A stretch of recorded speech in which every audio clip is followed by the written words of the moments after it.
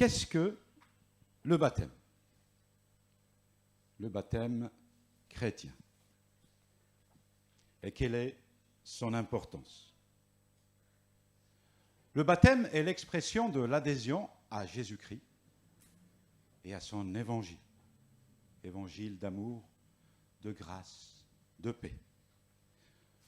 Nous croyons que le baptême est un commandement du Seigneur.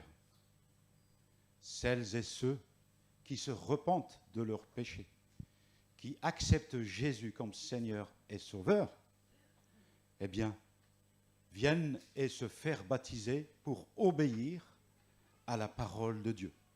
Baptisés au nom du Père, du Fils et du Saint-Esprit. C'est l'union avec Christ, l'union dans sa mort et dans sa résurrection. C'est un signe extérieur d'appartenance au nouveau peuple de Dieu. Nous allons voir ce matin 6 points importants de ce dogme du baptême. Nous, en tant que baptistes, évangéliques baptistes, on parle plutôt d'une ordonnance, d'un signe. D'autres chrétiens parlent de sacrement. Sacrement qui vient du latin, sacramentum, qui traduit le grec mysterion, veut dire mystère, signe. C'est vrai, quand on vient au Seigneur, c'est un miracle. C'est le Seigneur qui transforme les vies.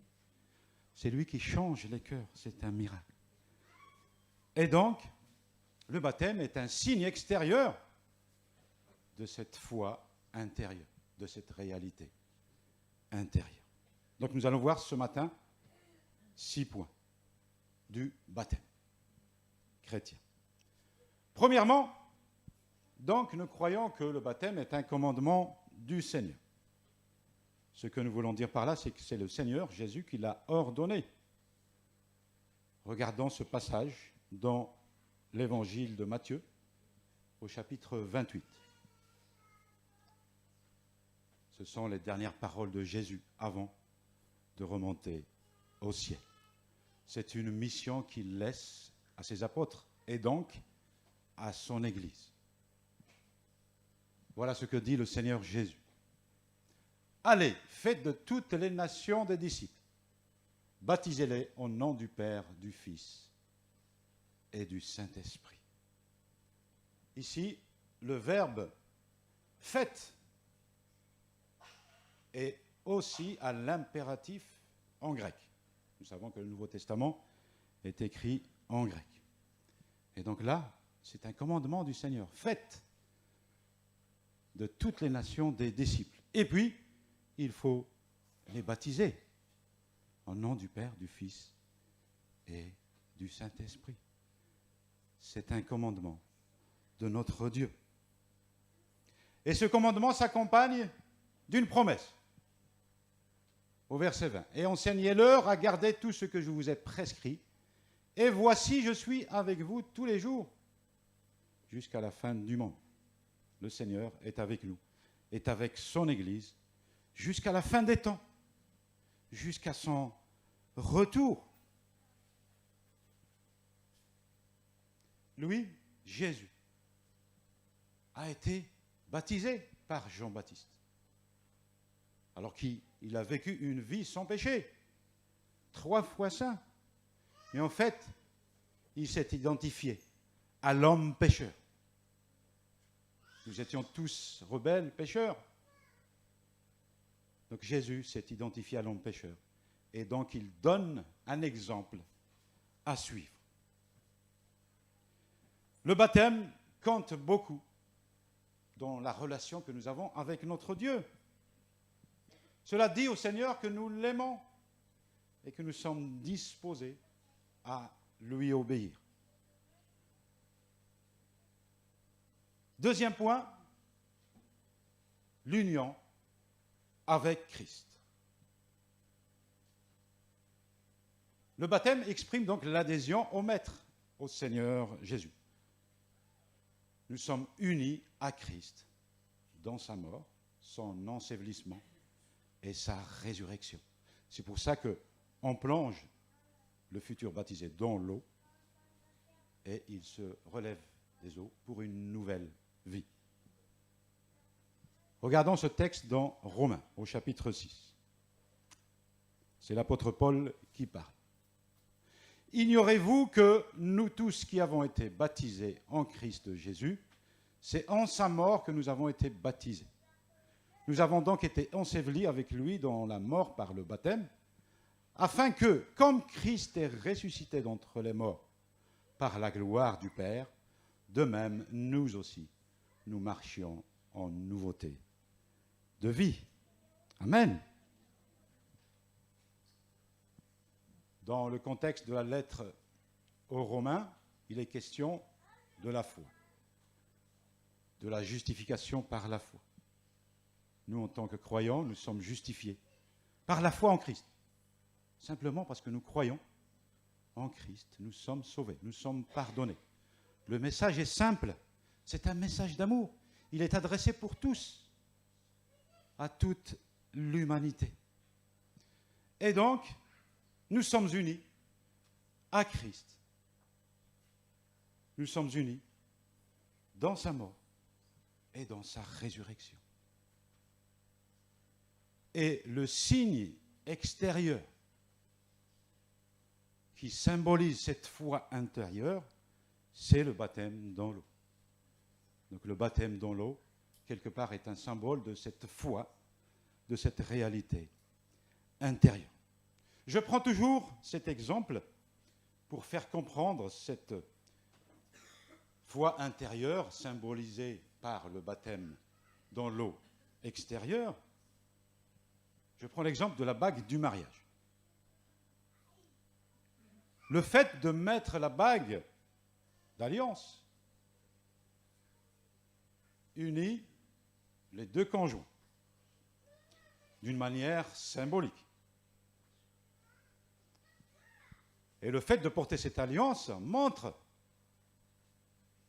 cette union, montre cette alliance. Mais c'est l'engagement mutuel, c'est la vie réelle des deux conjoints, ensemble, sous le même toit, à partager des moments de joie, de bonheur, mais aussi des moments de tristesse, des moments de tentation, d'épreuve. C'est ça qui unit réellement. C'est cette vie réelle des deux conjoints ensemble. Et donc, le baptême d'eau, quelque part, c'est cette bague d'alliance.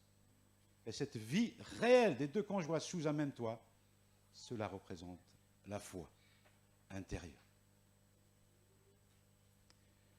L'image ici dans Romains 6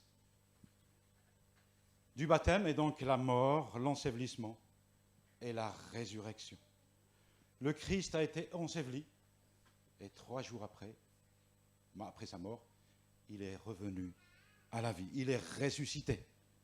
Et nous, en tant que croyants, quand nous remontons des eaux, nous marchons en nouveauté de vie, à suivre Christ.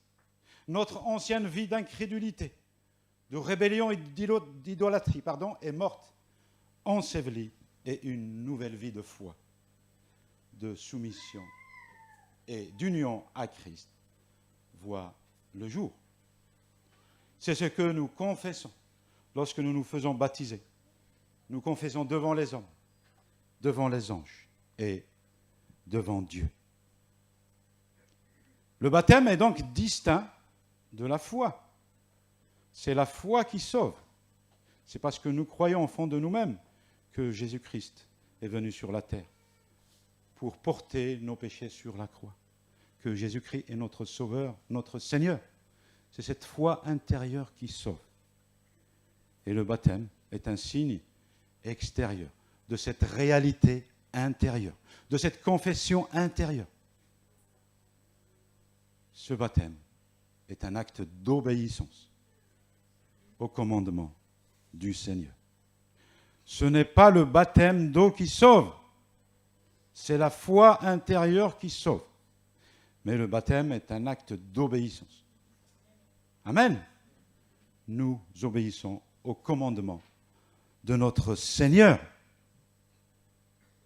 Le baptême est donc le résultat, l'obéissance de la foi intérieure. Benoît, ce matin, en te faisant baptiser, tu manifestes la réalité de cette foi intérieure, authentique, au fond de toi-même, qui te sauve. Tu es déjà sauvé, parce que tu crois en Jésus, ton Sauveur et ton Seigneur. Troisième point, l'immersion totale dans l'eau. Nous, communauté évangélique baptiste, nous pratiquons justement le baptême, l'immersion totale dans l'eau. Le verbe grec utilisé dans le Nouveau Testament en grec, c'est baptizo, d'où le terme en français aussi, baptiser. Baptizo, qui veut dire immerger, plonger. Regardons ce texte dans Acte 8, versets 36 à 38. C'est donc Philippe, ce diacre, qui va évangéliser un Éthiopien qui est de retour de Jérusalem chez lui. Et ainsi, il lui parle de Christ, de l'Évangile. Et comme tous les deux, donc comme ils continuaient leur chemin, ils arrivèrent à un point d'eau. Et l'eunuque dit, donc l'Éthiopien dit, voici de l'eau, qu'est-ce qui m'empêche d'être baptisé? Philippe dit, si tu crois de tout ton cœur, cela est possible. L'eunuque répondit, je crois que Jésus-Christ est le Fils de Dieu. Il ordonna d'arrêter le char. Tous deux descendirent dans l'eau, Philippe ainsi que l'eunuque, et il le baptisa. Ici, nous voyons qu'ils descendirent tous les deux dans l'eau. Donc ce n'est pas une simple aspersion de l'eau sur la tête. C'est vraiment plongé dans l'eau. Ils sont rentrés dans l'eau, ils descendirent dans l'eau. Deuxième verset que je voulais signaler ce matin, c'est dans l'évangile de Jean, au chapitre 3. Jean, donc Jean Baptiste, Jean aussi baptisé à Hénon, près de Salim, parce qu'il y avait là beaucoup d'eau. Les gens s'y rendaient pour recevoir le baptême. Donc nous voyons aussi une autre preuve ici que les chrétiens du 1er siècle, même du temps de Jésus et du temps de Jean-Baptiste, voilà, ils baptisaient par une immersion totale. Parce qu'il y a beaucoup d'eau. Donc on cherchait dans le fleuve du Jourdain, là où il y avait beaucoup d'eau, pour baptiser des croyants.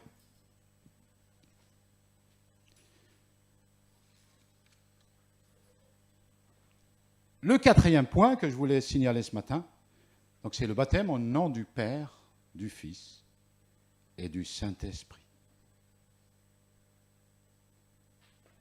Nous l'avons lu dans Matthieu 28. Baptisez-les au nom du Père, du Fils et du Saint-Esprit. C'est un Dieu trinitaire que nous confessons.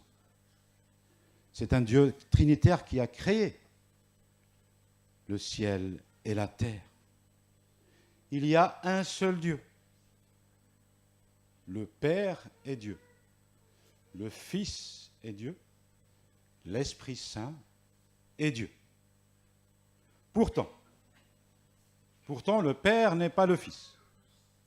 Le Fils n'est pas l'Esprit. Et l'Esprit n'est pas Dieu. Donc 3 personnes divines en une seule nature divine. Par contre, il ne faut pas confondre la personne divine comme une personne humaine, comme un individu humain. Parce que nous, en tant qu'humains, nous avons des volontés, des actions, des agissements, nos esprits différents. Alors que les 3 personnes divines, le Père, le Fils et le Saint-Esprit, ont une seule volonté, un seul acte, un seul esprit, l'Esprit de Dieu. C'est vrai que c'est quelque chose qui nous dépasse, c'est quelque part un mystère. Dieu trinitaire. Mais ce n'est pas pour autant absurde, illogique. Mais nous croyons, par la foi, en ce Dieu trinitaire. Nous sommes limités au niveau de notre intelligence. Nous ne pouvons pas tout comprendre de Dieu. Mais nous le croyons en ce Dieu trinitaire. Ainsi donc, le baptême est au nom du Père, du Fils et du Saint-Esprit, par obéissance. Nous le faisons à la parole de Dieu. 5e point, l'expression de la foi.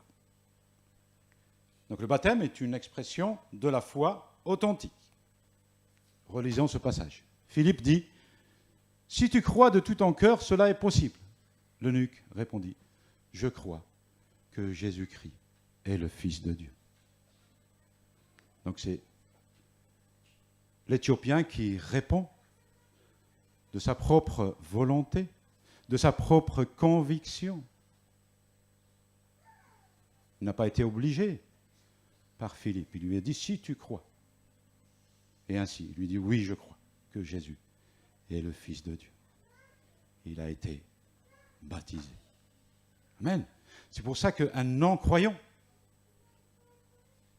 on ne peut pas le baptiser. Un enfant, on ne peut pas le baptiser. Un bébé, on ne peut pas le baptiser. Un bébé ne peut pas dire de sa propre conviction, oui, je crois en Jésus. Il n'a pas la maturité pour décider de lui-même. Nous baptisons des adultes, des gens qui sont matures, qui décident d'eux-mêmes de suivre Christ. Il faut qu'il y ait cette conviction profonde. De plus, le verset dans Matthieu a l'effet de toutes les nations des disciples. Il est question de disciples ici.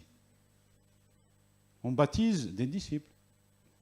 On ne baptise pas tous les hommes. On ne baptise pas des enfants, des bébés. On baptise des disciples. Qui dit disciple dit suivre le maître de sa propre volonté. Un enfant donc n'a pas toute la maturité pour croire de tout son cœur en Christ. Le baptême engage le croyant à suivre et à obéir à Christ jusqu'au bout. Le baptême sans la foi authentique est dépourvu de sens. 6e point que je voulais signaler ce matin. Le baptême est accompagné d'une confession de foi, c'est-à-dire proclamer devant les hommes, devant les anges, devant Dieu, qu'il croit en Christ. Toujours dans Acte 8. L'eunuque répondit, « Je crois que Jésus-Christ est le Fils de Dieu. » Il a confessé sa foi en Christ. Pareil, nous, aujourd'hui, Église de Christ, nous obéissons. C'est pour ça que nous entendons, quand il y a des baptêmes, les témoignages des futurs baptisés, la confession de foi. Mais bien aimés, donc en conclusion, nous avons vu que le baptême d'eau est important pour un croyant. L'obéissance à la parole de Dieu passe aussi par le baptême d'eau. Donc le baptême est le signe visible de cet engagement invisible de la foi, de cette union avec Christ.